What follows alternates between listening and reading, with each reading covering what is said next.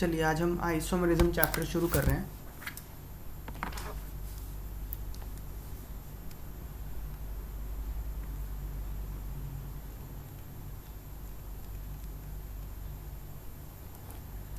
Isomerism की definition हमने ये सुनी हो सकती है, two compounds having same molecular formula but different structure. ये एक्चुअली स्ट्रक्चरल आइसोमरिज्म की डेफिनेशन है, आइसोमरिज्म की डेफिनेशन ये नहीं है। आइसोमर स्ट्रक्चरल भी हो सकते हैं, स्टीरियो भी हो सकते हैं, तो मैं दोनों पढ़ाऊंगा। तो आइसोमर की डेफिनेशन देखो क्या है।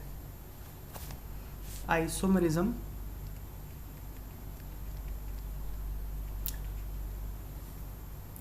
आइसो का मतलब होता है सेम, मर का मतलब होता है पार्ट।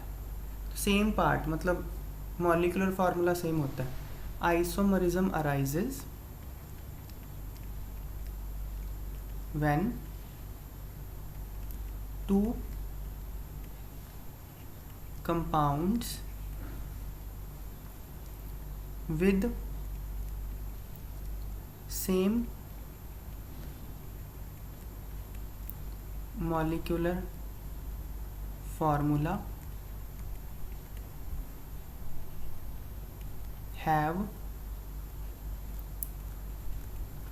difference in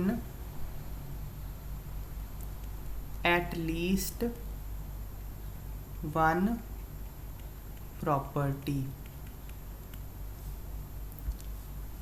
ये है डेफिनेशन। इसको ना हम जब चैप्टर करेंगे धीरे धीरे तब ये पूरी समझ में आएगी डेफिनेशन क्या है ये। तो आइसोमर वो होते हैं दो कंपाउंड जिनका मॉलिक्यूलर फार्मूला तो सेम हो लेकिन उनकी प्रॉपर्टीज़ डिफरेंट हों। एटलीस्ट एक प्रॉपर्टी तो डिफरेंट हो ना, एक से ज़्यादा भी डिफरेंट हो सकती हैं। तो हम डिफरेंट टाइप्स ऑफ आइसोमर्स पढ़ेंगे, उसमें देखेंगे इनैंशोमर्स की सिर्फ एक प्रॉपर्टी डिफरेंट होती है। इनैंशोमर्स के अलावा जितने और टाइप के आइसोमर होते हैं उनमें तो एक से ज़्यादा प्रॉपर्टी भी डिफरेंट होती है। तो ये डेफिनेशन आइसोमरिज्म की, दो कंपाउंड मॉलिक्यूलर फार्मूला सेम हो, एटलीस्ट एक प्रॉपर्टी डिफरेंट हो। तो ये दो तरह का होता है आइसोमरिज्म। चलो मैं इसके एक एग्जांपल बताता हूँ आपको आइसोमर की। जैसे C2H5OH, ये है मॉलिक्यूलर फार्मूला। अब ये इस तरह से CH3CH2OH, ये ऐसे भी हो सकता है, ये अल्कोहल है। ये इस तरह भी हो सकता है CH3OCH3, ये ईथर है। दोनों कंपाउंड्स की प्रॉपर्टीज़ में बहुत फ़र्क है। जैसे इथेनॉल रूम टेम्परेचर पे लिक्विड है, ये ईथर जो है डाईमिथाइल ईथर, ये गैस होता है। अल्कोहल सोडियम के साथ रिएक्ट करेगा, ईथर नहीं करेगा। तो फ़र्क है, प्रॉपर्टीज़ में काफ़ी फ़र्क है, बट मॉलिक्यूलर फार्मूला सेम है। So these are isomers. ध्यान रखना, आइसोमर्स आर डिफरेंट कंपाउंड्स। ये ना हमारे दिमाग में छप जाती है बात कि आइसोमर सेम ही कंपाउंड होता है, ऐसा नहीं है। दोनों डिफरेंट कंपाउंड्स होते हैं वो, बस उनमें रिलेशन ये होता है उनका मॉलिक्यूलर फार्मूला सेम है, दैट्स इट। और कोई रिलेशन नहीं होता ज़्यादा, मतलब रिलेशन हो सकते हैं but these are different compounds. So इसकी क्लासिफिकेशन, आइसोमरिज्म दो तरह का होता है, स्ट्रक्चरल आइसोमरिज्म और स्टीरियो आइसोमरिज्म।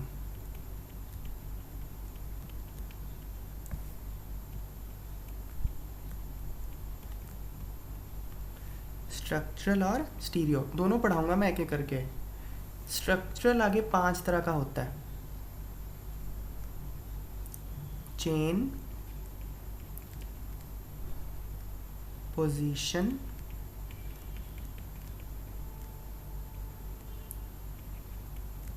मेटामेरिज्म,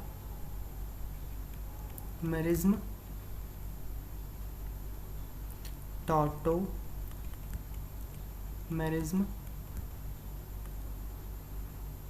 और फंक्शनल आइसोमरिज्म, इसको आप ऐसे याद रखो, CPMTF, CPMTF। CPMTF कुछ नहीं है, याद रखने का एक बस कोड है। फिर स्टीरियो आइसोमरिज्म, ये होता है ज्योमेट्रिकल हो सकता है, ये ऑप्टिकल, इसके प्रॉपर क्लासिफिकेशन मैं कराऊंगा। कॉन्फर्मेशनल, ये प्रॉपर नहीं है बहुत जो मैंने अभी कराई है स्टीरियो की, स्ट्रक्चरल की, ठीक है। तो दोनों को मैं अलग अलग डील करूंगा। तो पहले स्ट्रक्चरल को मैं स्टार्ट कर रहा हूँ। सबको आवाज़ क्लियर आ रही है?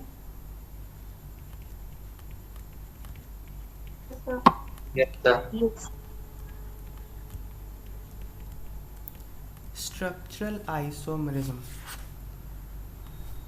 तो स्ट्रक्चरल आइसोमरिज्म की डेफिनेशन क्या होती है? ये होती है डेफिनेशन जो आप 10th में पढ़ के आते हो स्ट्रक्चरल आइसोमरिज्म की।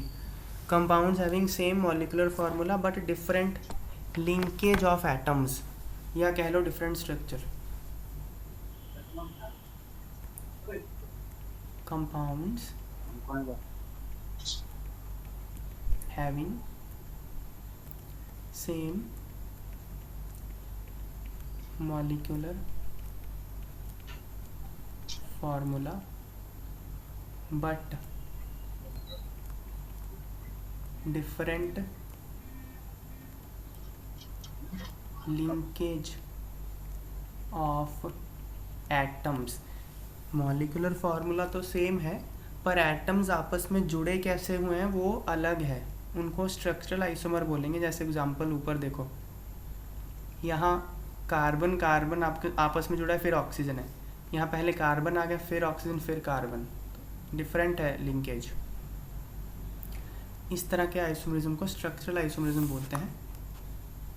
इसमें पहला आता है चेन।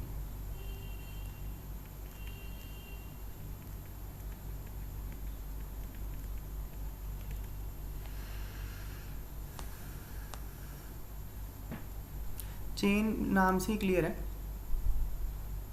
इसमें पेरेंट चेन की लेंथ डिफरेंट होगी या साइड चेन की लेंथ डिफरेंट होगी, किसी चेन की लेंथ डिफरेंट होगी। वो चेन साइड चेन भी हो सकती है, वो चेन पेरेंट चेन भी हो सकती है। तो लिखते हैं इसकी definition, 2 compounds with same molecular formula but different size of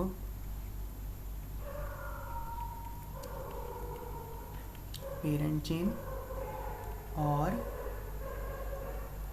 side chain are called chain isomers. Simple definition है ये। पेरेंट चेन की लेंथ डिफरेंट हो या साइड चेन की डिफरेंट हो, दोनों की भी हो सकती है। एग्जाम्पल, इनके एग्जाम्पल्स लेते हैं हम। 1 2 3 4, 1 2 3 4 लीजिए, ये चेन आइसोमर है। पहले में पेरेंट चेन की लेंथ 4 है, अगले में 3 है। ये चेन आइसोमर्स है, पहला एग्जांपल। H3 आप जोड़ लेना, हाइड्रोजन मैं जोड़ नहीं रहा हूँ, वो तो पता ही है हाइड्रोजन होते हैं वहाँ पे। अगला एग्जांपल, जैसे ये हो गया 5 कार्बन, यहाँ 4 हैं पेरेंट में, लेकिन मॉलिक्यूलर फार्मूला सेम है दोनों का। थर्ड एग्जांपल, थर्ड देखो,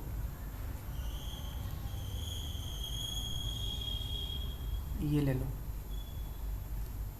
अब इसमें पेरेंट चेन तो साइक्लोहेक्सेन है, यहाँ भी मैंने पेरेंट चेन साइक्लोहेक्सेन ड्रॉ किया, लेकिन साइड चेन की लेंथ बदल दी, तो यहाँ साइड चेन की लेंथ डिफरेंट है भाई। ये भी चेन आइसोमर्स हैं दोनों, यहाँ लिख लो साइड चेन लेंथ डिफरेंट।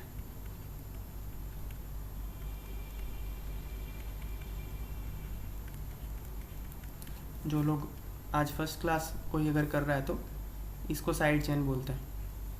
तो यहाँ पे साइड चेन 2 कार्बन है, यहाँ पे एक ही कार्बन है, साइड चेन एक, डिफरेंट हो गई लेंथ। तो इस तरह से इनको चेन आइसोमर्स बोला जाता है।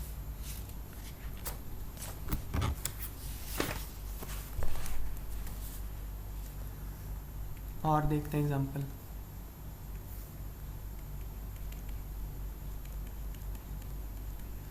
ये आ गया, ये दोनों अब चेन आइसोमर हैं। यहाँ पेरेंट चेन की कितनी लेंथ है, पहले में 4 है, 1 2 3 4, यहाँ पे 1 2 3 बदल गया। So these are chain isomer, simple. Next है पोजीशन आइसोमर्स।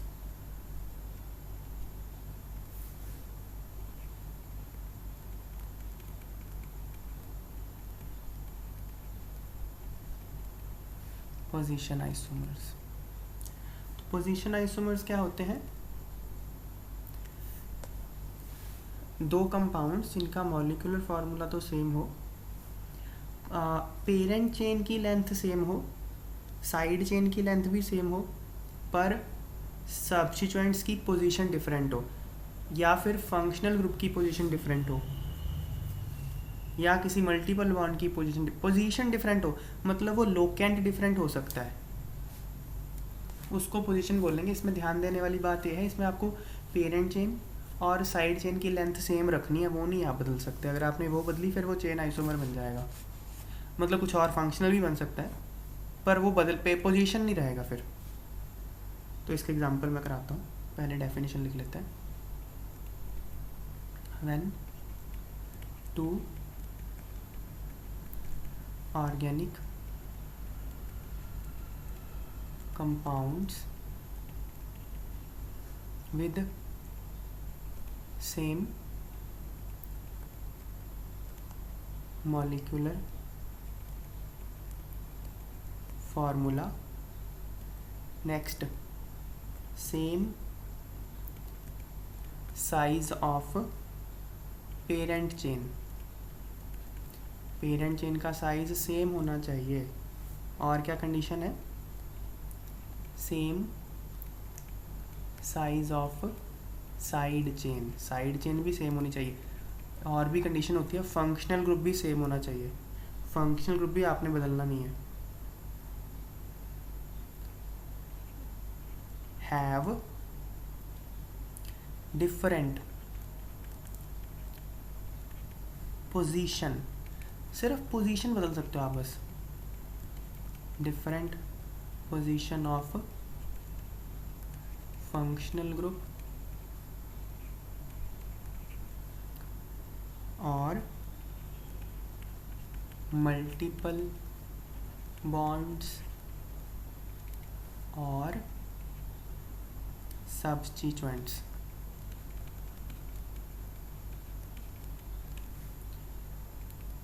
उनको पोजीशन आइसोमर बोलते हैं। एग्जाम्पल लेता हूँ मैं। फंक्शनल ग्रुप भी सेम रहना चाहिए, ध्यान रखना। ऊपर यहाँ लिखना तो लिख ही लो, same side chain same functional group. Functional group भी नहीं बदलना आपको, बस सिर्फ पोजीशन बदल सकती है, फंक्शनल ग्रुप की या सब्स्टिट्यूएंट की या मल्टीपल बॉन्ड की। एग्जाम्पल देखते हैं।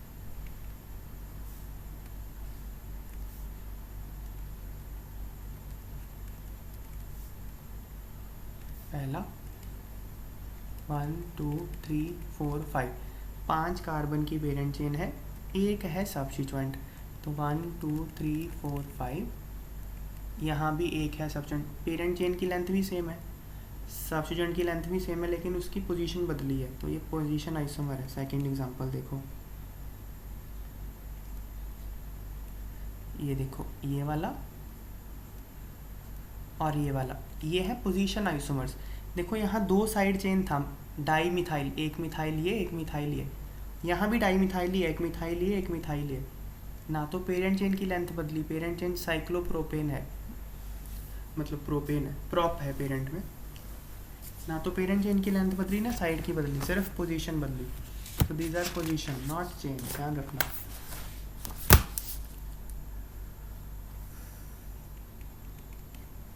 थर्ड देखो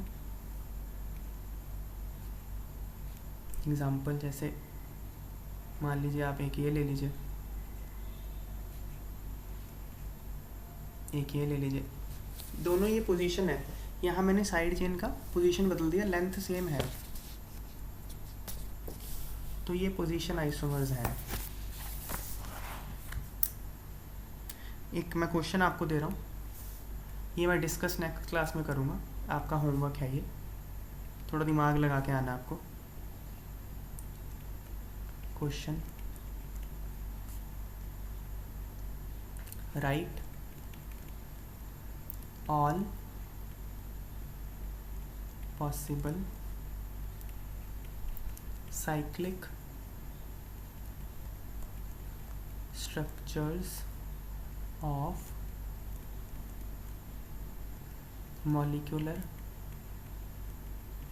formula C6H12. Identify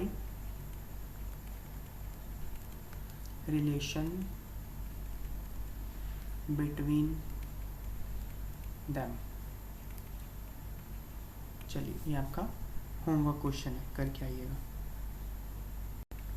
तो हमने चेन आइसोमर और पोजीशन आइसोमर कर लिए हैं। अगला है हमारा functional isomers.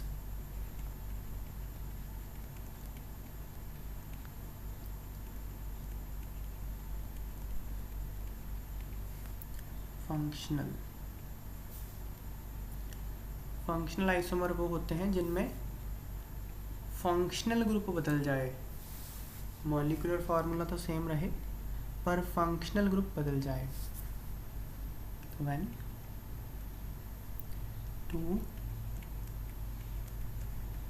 Organic compounds have same molecular formula but different functional group, तो उनको फंक्शनल आइसोमर्स बोलते हैं। The compounds are called functional isomers। तो जब फंक्शनल आइसोमर होगा ना, तो आपको चेन आइसोमर और पोजीशन आइसोमर इग्नोर कर देना है, क्योंकि फंक्शनल ग्रुप बदल गया तो फिर चेन बदल सकती है। तो एग्जाम्पल,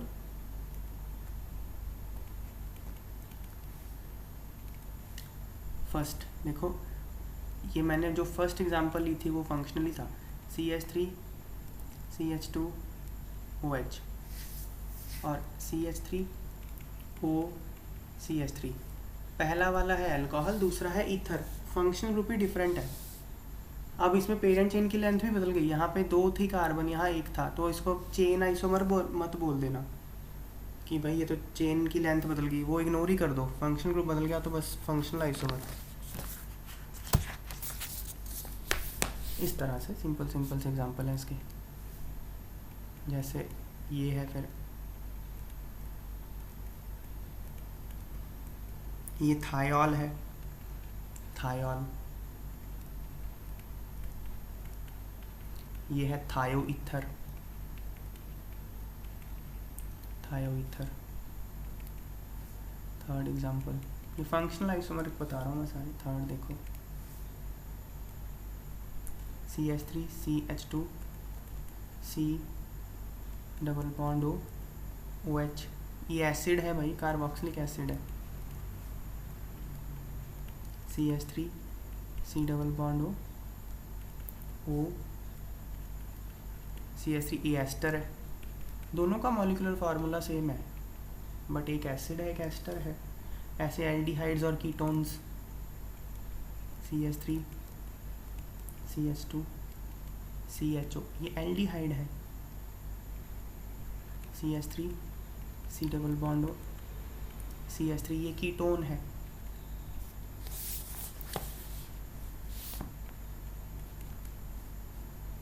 तो CH3 C double bond O NH2, ये अमाइड है, जो नहीं पता होगा मैं लिख रहा हूँ आपको, अमाइड है। CH3 CH double bond NOH, ये ऑक्साइम है, इसको ऑक्साइम बोलते हैं। C डबल बॉन्ड NOH, इस ग्रुप को ऑक्साइम बोलते हैं।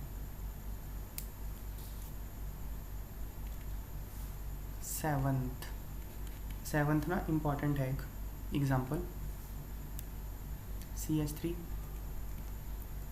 CH2 CH2 NH2,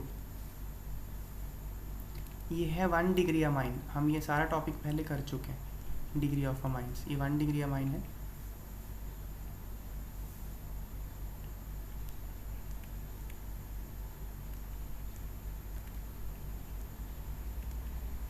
ये 2 डिग्री अमाइन है।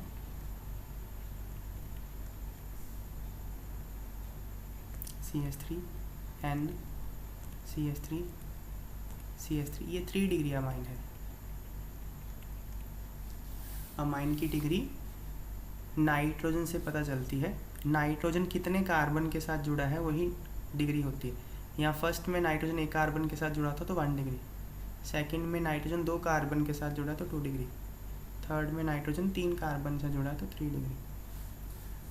ये 1 डिग्री 2 डिग्री और 3 डिग्री अमाइंस ना आपस में फंक्शनल आइसोमर्स होते हैं। रीज़न क्या है, इनकी फंक्शनल प्रॉपर्टीज़, इनकी केमिकल प्रॉपर्टीज़ में फ़र्क आ जाता है, तो डिफरेंट तरीके से रिएक्ट करते हैं ये, इसलिए ये फंक्शनल आइसोमर है, ध्यान रखना ये बात। 1 degree 2 degree 3 degree amines are functional isomers, मतलब उनका if they have same molecular formula, ये तो ऑब्वियस बात है ना, आइसोमर आप तभी बोलोगे, मॉलिक्यूलर फार्मूला तो सेम होना चाहिए। फिर देखो और एक एग्जांपल, इसको चाहे तो स्टार मार्क कर सकते हो आप 7th को, क्योंकि ये ज़्यादा पूछी जाएगी, ऑब्वियस नहीं, पता नहीं चलता ना, ऐसे ऊपर तो देख के पता चल जाता है। 8th को भी चाहे आप स्टार मार्क कर लेना।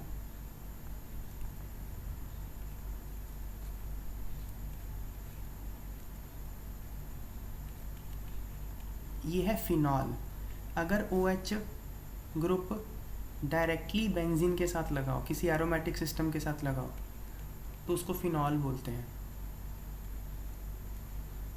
और अगर OH डायरेक्टली किसी एरोमेटिक सिस्टम के साथ नहीं लगा तो उसको अल्कोहल बोलेंगे। फिनॉल्स और अल्कोहल्स की केमिकल प्रॉपर्टीज़ में बहुत फ़र्क होता है, तो इसलिए डिफरेंट फंक्शनल ग्रुप है ये। ऐसे नहीं बोलना OH ही है, OH तो ठीक है लेकिन कहाँ जुड़ा है OH, उसमें फ़र्क बहुत पड़ता है। So these are functional isomers, ध्यान रखना ये मैंने पहले भी बताया था। फंक्शनल ग्रुप डायरेक्टली एरोमेटिक के साथ लगा तो एलिफेटिक, तो वो एरोमेटिक कंपाउंड होता है, और ये दूसरा एलिफेटिक होता है जहाँ लगा ही नहीं हुआ। OH नहीं लगा डायरेक्ट तो एलिफेटिक है ये हम कवर कर चुके हैं सारा कुछ पहले। And so on, these are functional isomers. एक नोट लिख लेना है हमको जो मैं बता चुका हूँ, chain isomers and position isomers are neglected in case of functional isomerism. जब आप फंक्शनल आइसोमेरिज्म देखोगे तो आपको चेन और पोजीशन नहीं देखना। फिर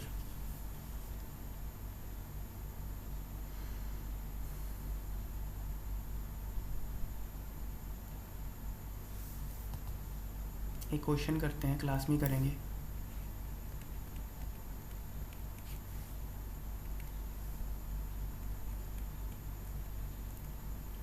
how many esters with molecular formula C3H6O2 are possible।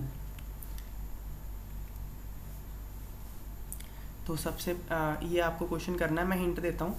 Degree of unsaturation से इसका फर्स्ट स्टेप है इसकी डिग्री ऑफ अनसैचुरेशन निकालना। डिग्री ऑफ अनसैचुरेशन का फॉर्मूला होता है C+1 -H + X - N/2। ये हिंट है। मैं आपको 3 मिनट का टाइम दे रहा हूँ, करिए इसको क्वेश्चन को, जिसका हो जाए मुझे बताना। फिर सर अभी तो 1 बोले आप, गलत है। डिग्री ऑफ अनसैचुरेशन 1 है, मैंने पूछा है मैं एस्टर। भी डिग्री ऑफ अच्छा चलो ठीक है। तो डिग्री ऑफ अनसैचुरेशन निकालेंगे। कार्बन की संख्या 3 है तो 3 + 1 माइनस हाइड्रोजन 6 है। x मतलब हैलोजन है ही नहीं, नाइट्रोजन है ही नहीं, /2 ये 1। तो डिग्री ऑफ अनसैचुरेशन 1 है। और इसने एस्टर बोला है, इसको इसने बता ही दिया कि ये एस्टर है, तो इसका मतलब C+O तो होगा ही होगा। तो और डिग्री ऑफ अनसैचुरेशन 1 है तो वो C+O में कंज्यूम हो जाएगा। तो मतलब C+O R ये एक जनरल फार्मूला बनेगा इस कंपाउंड का। और एक डबल बॉन्ड तो यहीं आ गया, इसका मतलब ये जो R और R' है इसमें कोई डबल बॉन्ड नहीं होगा, कोई रिंग नहीं होगी। एक कार्बन तो यहीं आ गया, तो टोटल कार्बन 3 है, तो मतलब एक कार्बन इसमें होगा, एक कार्बन इसमें होगा। तो कौन क्या क्या आंसर बनेगा? C+O एक तो ये पॉसिबिलिटी है। दूसरी पॉसिबिलिटी क्या? C+O यहाँ H लगा दो, एक मतलब H तो है ही, बाकी यहाँ H लगा दो। और भी पॉसिबिलिटी बन सकती है, बताओ मुझे। अगर मैं यहाँ H कर दूँ, ये कार्बन हटा दूँ, यहाँ कर दूँ तीनों कार्बन एक ही साथ C+O इधर एक H ही रहने दूँ, ये चलेगा? कार्बोक्सिल बन जाएगा। हाँ ये नहीं चलेगा, बिकॉज ये एसिड बन चुका है। तो आंसर सिर्फ ये 2 बनेंगे, 2 आएंगे इसका आंसर। इस तरह से क्वेश्चन होते हैं। तो और भी क्वेश्चन हम कर सकते हैं, इसमें क्या।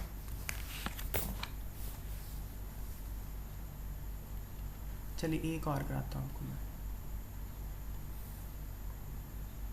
सर वो थर्ड वाला तो नहीं होगा? क्या नाम है तुम्हारा? सर वैशाली। वैशाली, तुम कौन सी क्लास में हो? 11th। वैशाली, थर्ड वाला कार्बोक्सिलिक एसिड बन चुका है, देखो ना, C+OOH। तो थर्ड वाला तो हाँ है, सर। लेकिन उसने क्वेश्चन में एस्टर पूछा है ना, ठीक है। हाँ सर समझ गया।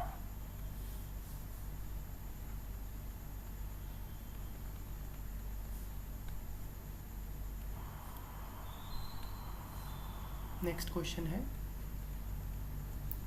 How many alcohols with molecular formula C5H12O are possible। चलिए करिए इस क्वेश्चन को। मैं आपको करने के लिए 3 मिनट का टाइम दे रहा हूँ, करिए। पहला स्टेप, आपको डिग्री ऑफ अनसैचुरेशन निकालना पड़ेगा। तो सबसे पहले हम निकालेंगे degree of unsaturation C+1 minus H plus x minus n/2, carbon है 5 प्लस 1 माइनस हाइड्रोजन है 12, x मतलब हैलोजन कोई नहीं है, नाइट्रोजन कोई नहीं है, divide by 2 0। Degree of unsaturation है ही नहीं कोई, ना तो इसमें मतलब रिंग होगा कोई, ना डबल बॉन्ड होगा, सीधा सीधा ओपन चेन कंपाउंड्स बनेंगे, ओपन चेन सैचुरेटेड। तो क्या करना है, पहले आप इसको बनाने का लॉजिक होता है, पहला आप स्ट्रेट 5 कार्बन रखिए, अल्कोहल बनाना है ना, मतलब OH ग्रुप लगाना है आपको, तो पेरेंट चेन आप स्ट्रेट रखिए, मतलब पेरेंट चेन 5 कार्बन वाला पहले बना लीजिए। तो OH यहाँ लग सकता है, OH यहाँ लग सकता है, और भी बन सकता है। पेरेंट चेन में 5 कार्बन हो, OH यहाँ लग सकता है, बस अब नहीं बन सकता कोई और। पेरेंट चेन में 5 कार्बन हो तो OH आप यहाँ लगाओगे तो वो सेम ही हो जाएगा, और नहीं बन सकता कोई।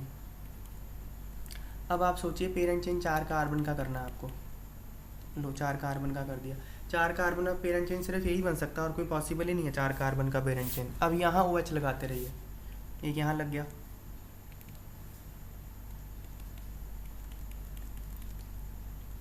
यहाँ लगा लीजिए,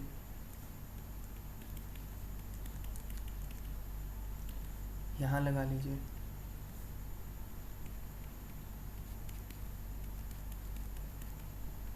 या फिर यहाँ लगा लीजिए, 7 बन गया। अब और कोई पॉसिबल नहीं है OH लगाना। अब आप सोचिए कि ठीक है पेरेंट चेन 3 का कर देते हैं, लो 3 का पेरेंट चेन एक ही कर सकते हो बस, और कुछ नहीं कर सकते। OH यहाँ लग गया, बाकी 4 कार्बन पे OH लगा लोगे तो एक ही बात है, 8 बन गए इस तरह से टोटल। तो इस क्वेश्चन में लिख लीजिए सिर्फ स्ट्रक्चरल आइसोमर बनाने हैं, स्टीरियो आइसोमर तो इसके और भी बन जाएंगे, ओनली स्ट्रक्चरल, स्टीरियो तो अभी हमने करा ही नहीं है।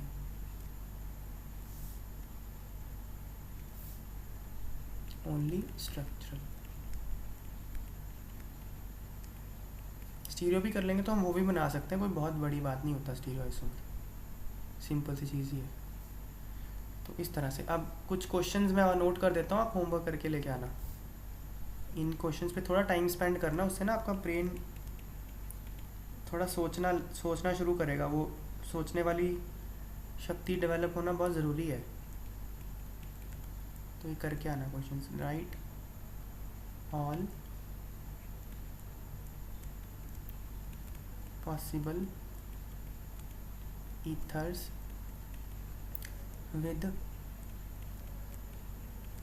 molecular formula C5H12O। सिर्फ स्ट्रक्चरल, वो तो ऑब्वियस है ना, मैं तो स्टीरियो तो मैंने कराया ही नहीं अभी, ये होमवर्क है आपका। ईथर, इस बार ईथर ऊपर है जो फॉर्मूला वही है, लेकिन इस बार मैं बोल रहा हूँ ईथर होना चाहिए, अल्कोहल नहीं। और क्वेश्चन,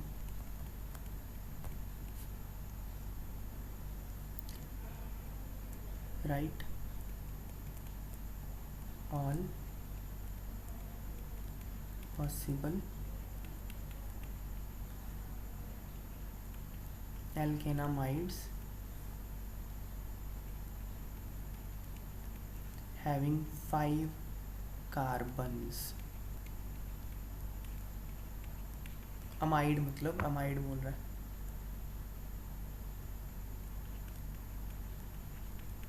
ओनली स्ट्रक्चरल आइसोमर्स। और होमवर्क ले लीजिए एक,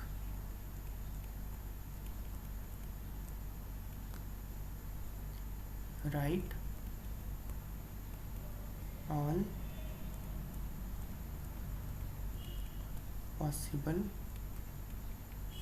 cyclic structures with molecular formula C4H6।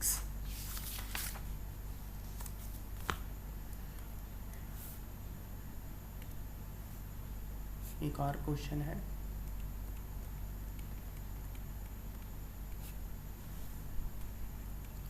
Right all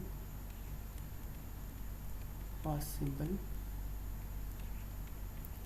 open chain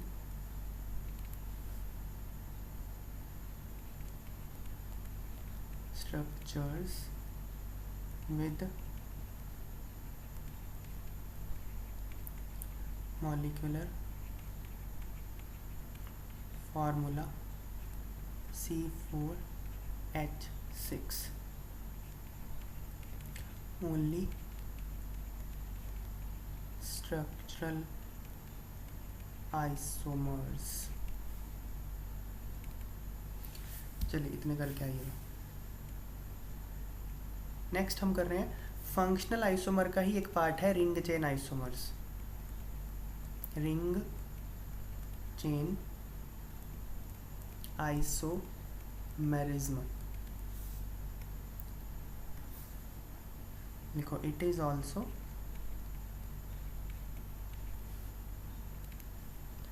A part of functional isomerism.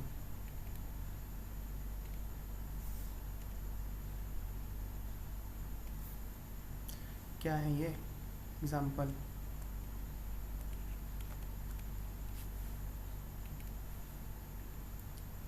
CH3 CH double bond CH2, ये ओपन चेन कंपाउंड है। CH2 CH2 CH2, ये closed chain compound है, cyclic compound है। इन दोनों का molecular formula same है, लेकिन एक रिंग है एक चेन है। तो इससे क्या होगा ना, इनकी केमिकल प्रॉपर्टी में फ़र्क आएगा। ये डबल बॉन्ड की प्रॉपर्टी शो करेगा, ये सिंगल बॉन्ड की प्रॉपर्टी शो करेगा, तो इसलिए फंक्शनल आइसोमर्स हो जाते हैं। इसी तरह के एग्जांपल, जैसे 1 2 3, एक डबल बॉन्ड लगा लो, ये ऊपर वाला वानी है एग्जांपल 2 हटाओ, और एक ऐसे बना लो। अब आप जानते हो इनकी दोनों की डिग्री ऑफ अनसैचुरेशन 1 है, तो इसका मॉलिक्यूलर फार्मूला सेम होगा। अब आप जान चुके हैं सब बातें। So these are ring chain isomers, functional isomers ही होते हैं ये। नेक्स्ट है हमारा मेटामरिज्म, ये हो गया फंक्शनल। अगला है metamerism.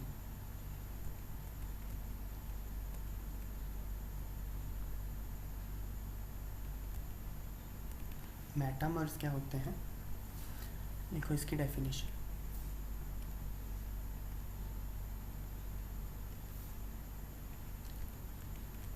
Metamerism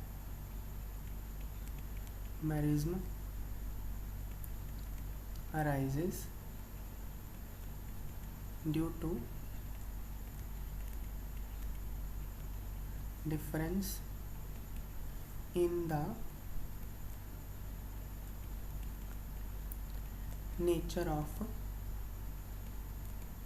alkyl group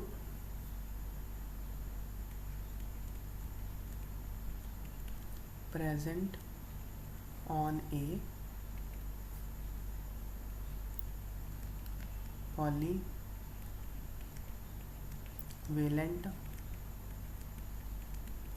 functional group. Example लेके समझते हैं क्या है ये। एग्जाम्पल देखो, CCOCC, ये ईथर है, इसमें जो ऑक्सीजन है वो पॉलीवेलेंट फंक्शनल ग्रुप है, मतलब वो दो जगह से जुड़ेगा, एक इधर से एक इधर से। तो इन दोनों तरफ एल्काइल ग्रुप का नेचर डिफरेंट हो। ये देखो, यहाँ दो तरफ, एक तरफ इथाइल दूसरी तरफ भी इथाइल, यहाँ एक तरफ प्रोपाइल दूसरी तरफ मिथाइल। इथाइल है ये, इथाइल है ये, प्रोपाइल है ये, मिथाइल है। ये मेटामर्स हैं। पॉलीवेलेंट फंक्शनल ग्रुप के दोनों तरफ नेचर ऑफ अल्काइल ग्रुप में फ़र्क है।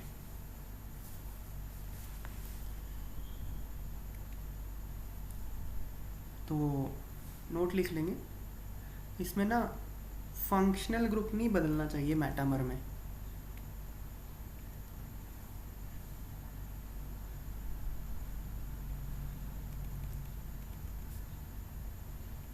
इन्हें दो नोट लिखेंगे, इन्हें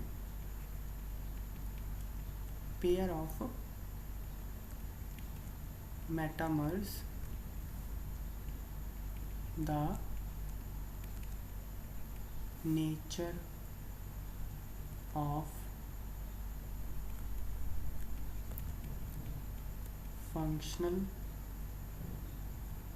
ग्रुप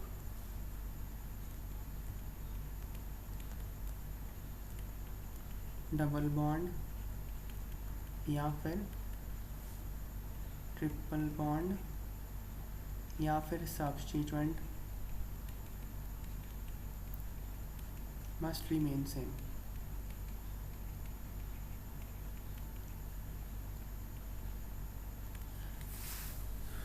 जैसे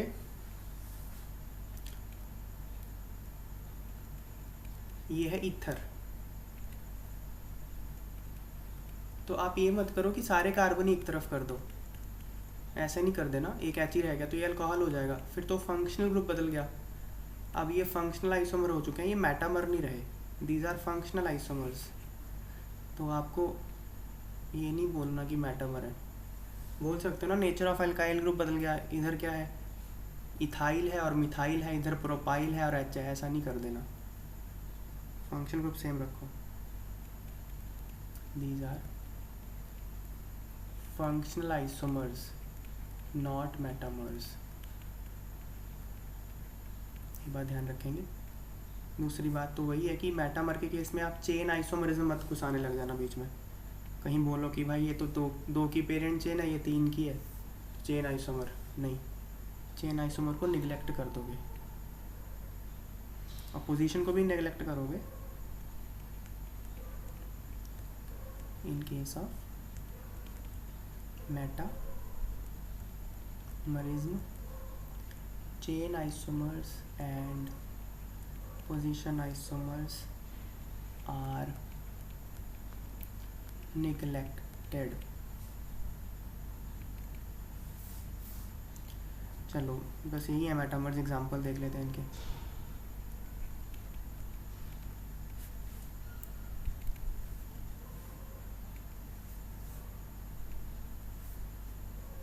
first CH3 CH2S CH2 CH3 ये हो गया, फिर CH3S CH2 CH2 CH3 ये हो गया।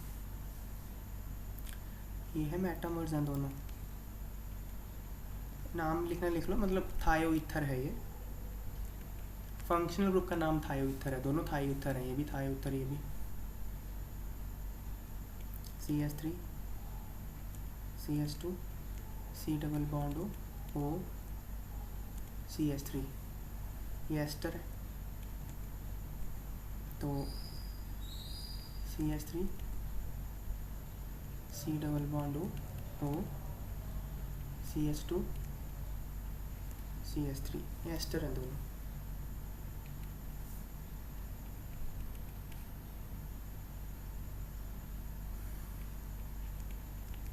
ये मेटामर्स में आएंगे, CH3 CH2 S double bond O CH3 ये सल्फोनेट एस्टर्स बोलते हैं इनको, sulphonate ester. CH3S double bond O CH2 CH3। Nature of alkyl group बदल गया ना, देखो इसके आसपास, इस ग्रुप के आसपास देखो अल्काइल ग्रुप का नेचर बदला हुआ है, ऊपर इस ग्रुप के आसपास।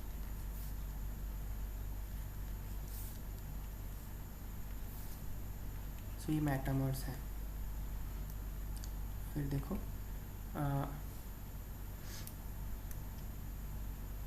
2 डिग्री अमाइंस आपस में मेटामर हो सकते हैं, ध्यान रखना। CH2 NH CH2 CH3, ये 2 डिग्री अमाइन है।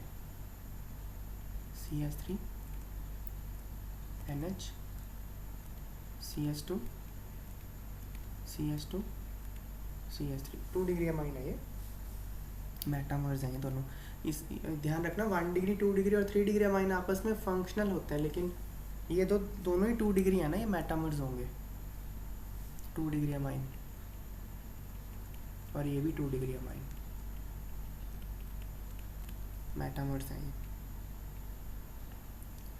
फिर एक 5th को स्टार मार्क कर लेना, ये एग्जांपल पूछी जाती है। CH3 CH2 C double bond O CH2 CH3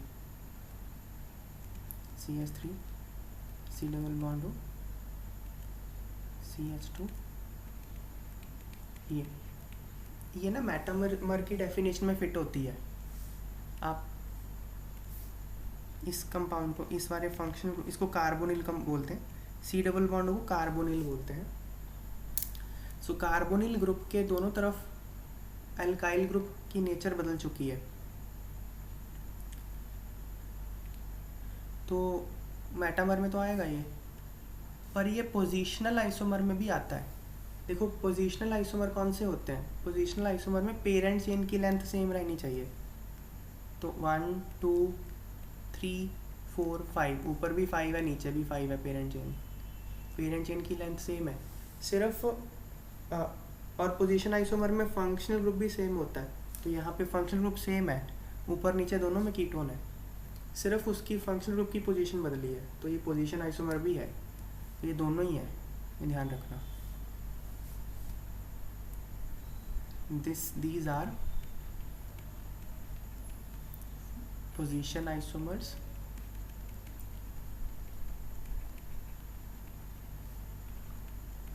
as well as metamers। ये पोजीशन आइसोमर भी है, मेटामर भी है, दोनों ही है ये, ध्यान रखना। एग्जांपल अगला 6th,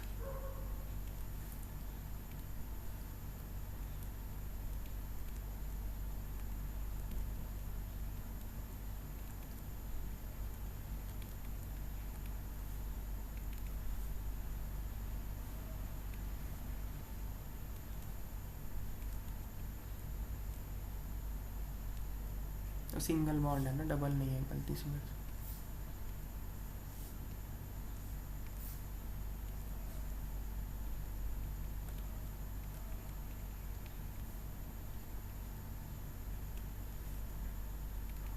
ये सिर्फ मेटामर है। अब ये ना पोजीशन आइसोमर नहीं रहे, बिकॉज पेरेंट चेन की लेंथ ही बदल गई। यहाँ पेरेंट चेन ऊपर 5 कार्बन का था, नीचे 4 का था। मेटामर तो मतलब पोजीशन आइसोमर वाली बात ख़त्म हो गई। अब तो क्या है, ये एक पॉलीवेलेंट फंक्शनल ग्रुप है और इसके अगल बगल एल्काइल ग्रुप की नेचर बदली है, तो मेटामर तो है ही है, लेकिन पोजीशन नहीं है।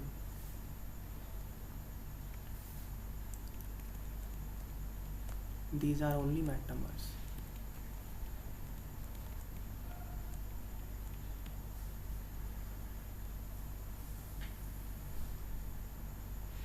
इस तरीके से इनको मेटामर्स में आते हैं ये।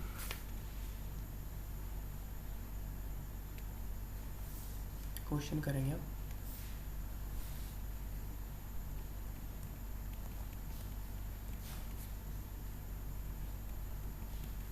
Right all possible structural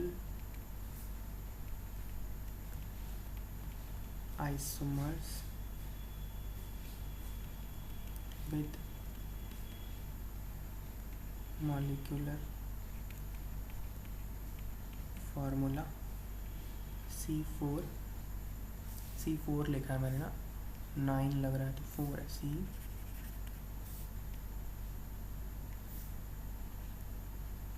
4H8O, only cyclic, सिर्फ साइक्लिक लिखना।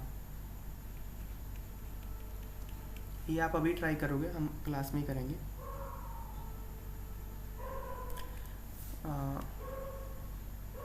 मैं एक बार ना जो हमने आज करा है वो एक बार रिवाइज़ कर देता हूँ फिर से। ये क्वेश्चन आप कर लेना पहले, एक बार मैं सारा बता दूँ मैंने आज क्या करा है। मैंने आज आइसोमरिज्म शुरू किया है और उसकी डेफिनेशन आइसोमर की होती है ऐसे कंपाउंड्स जिनका मॉलिक्यूलर फार्मूला तो सेम हो लेकिन एटलीस्ट किसी एक प्रॉपर्टी में डिफरेंस हो, उसको आइसोमर्स बोलते हैं। ये दो तरह का होता है, स्ट्रक्चरल और स्टीरियो। मैंने स्ट्रक्चरल डिस्कस किया है आज। स्ट्रक्चरल वो आइसोमर होते हैं जिनके मॉलिक्यूलर फार्मूला सेम हो लेकिन लिंकेज ऑफ एटम्स डिफरेंट हो। 5 तरह का होता है, CPMTF, chain, position, metamerism, functional और टॉटोमरिज्म। टॉटोमरिज्म मैं अलग से डील करूँगा, टॉटोमरिज्म अभी नहीं कर रहा। वो इंटरकन्वर्टेबल होते हैं, वो बाद में करेंगे डील। मैंने आज 4 डील किया है, चेन, पोजीशन, फंक्शनल और मेटामरिज्म। चेन आइसोमर कौन से होते हैं? अब मैं मॉलिक्यूलर फार्मूला सेम है ये नहीं बोलूँगा, ये अंडरस्टूड है। चेन आइसोमर वो होते हैं जिनमें पेरेंट चेन की लेंथ या साइड चेन की लेंथ या दोनों डिफरेंट हो। पोजीशन वो होते हैं पेरेंट चेन की लेंथ सेम होनी चाहिए, साइड चेन की लेंथ भी सेम होनी चाहिए, लेकिन पोजीशन डिफरेंट हो सकती है फंक्शनल ग्रुप की, डबल बॉन्ड की, ट्रिपल बॉन्ड की या सब्स्टिट्यूएंट की। और फंक्शनल ग्रुप भी सेम होना चाहिए पोजीशन में। फंक्शनल आइसोमर में फंक्शनल ग्रुप डिफरेंट होता है। मेटामरिज्म में किसी पॉलीवेलेंट फंक्शनल ग्रुप के अगल बगल एल्काइल ग्रुप की नेचर डिफरेंट होती है। फंक्शनल आइसोमरिज्म और मेटामरिज्म में पोजीशन आइसोमरिज्म और चेन आइसोमरिज्म को निगलेक्ट कर दिया जाता है। और फिर रिंग चेन आइसोमरिज्म करा था, वो भी फंक्शनल का ही पार्ट है। आज हमने इतना सा ही करा है। तो अब ये क्वेश्चन चलो ट्राई करो, जिसका हो जाए बताना। देखो इन क्वेश्चंस को सोचने का ना एक लॉजिक होता है। पहले सबसे पहले क्या करोगे, डिग्री ऑफ अनसैचुरेशन निकालोगे। C+1 minus H plus x minus n/2। Carbon है 4 प्लस 1 माइनस हाइड्रोजन है 8। एक्स तो है ही नहीं, नाइट्रोजन भी है ही नहीं, /2। तो डिग्री ऑफ अनसैचुरेशन 1 है इसका। तो मतलब एक रिंग होगा या एक डबल बॉन्ड होगा, तो उसने बोल ही दिया ओनली साइक्लिक, मतलब बस एक रिंग ही है। तो अब एक रिंग है, कार्बन है 4। तो पहले आप ये सोचिए कि 4 कार्बन वाला एक रिंग बना लूँ मैं, तो वैसे कितने बनेंगे? एक O भी लगाना है आपको, तो एक O है तो OH लगा दो बस। 4 कार्बन वाला तो यही बन सकता है रिंग। फिर 5 वाला सोच लो, 5 वाला ये बन जाएगा। 4 वाला भी एक ही बन सकता है, 5 वाला भी एक ही बन सकता है। अब 3 वाले सोचने लग जाओ, 3 वाले लो बना दिया। OH यहाँ लगा लो, एक CH3 यहाँ लगा दो, एक ये पॉसिबिलिटी है। 3 वाले और भी बन सकते हैं, एक OH यहाँ, एक CH3 यहाँ। अभी 3 वाले पूरे नहीं हुए, और भी बन सकते हैं। ऐसे कर लो, अभी 3 वाला पूरा नहीं हुआ, ऐसे कर लो। अल्कोहल से ईथर बना दो, ये हो गया ना। तो मतलब अब 3 वाला पूरा हो गया। 3 वाला वो जिसमें 3 कार्बन का चेन हो। तो अब मैं ये भी कर सकता हूँ ना कि मैं ऑक्सीजन को बीच में रख लूँ और 4 कार्बन का चेन बना दूँ। ऐसे कर सकता हूँ मैं एक चेन। तो ऐसे करने पे ये बनेगा, एक बन सकता है ये, एक और बन सकता है, कौन सा? ये बन सकता है ऐसा। तो ये 4 हो गया। फिर 3 कार्बन वाला बनाओ, लेकिन उसमें एक ऑक्सीजन रखो। वो 7 होगा ना? क्या आपने नंबरिंग 7 छोड़ दिया है। हॉल्ट। अच्छा हाँ, ओके। 4 5 6 ये 7 ये 8 है ना।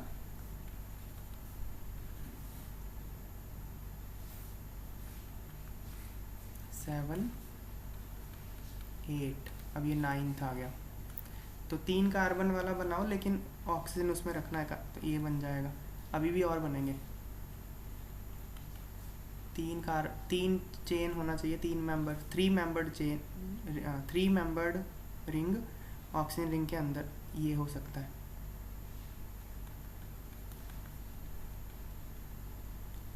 और ये हो सकता है। 11 बन गए टोटल, समझ गए।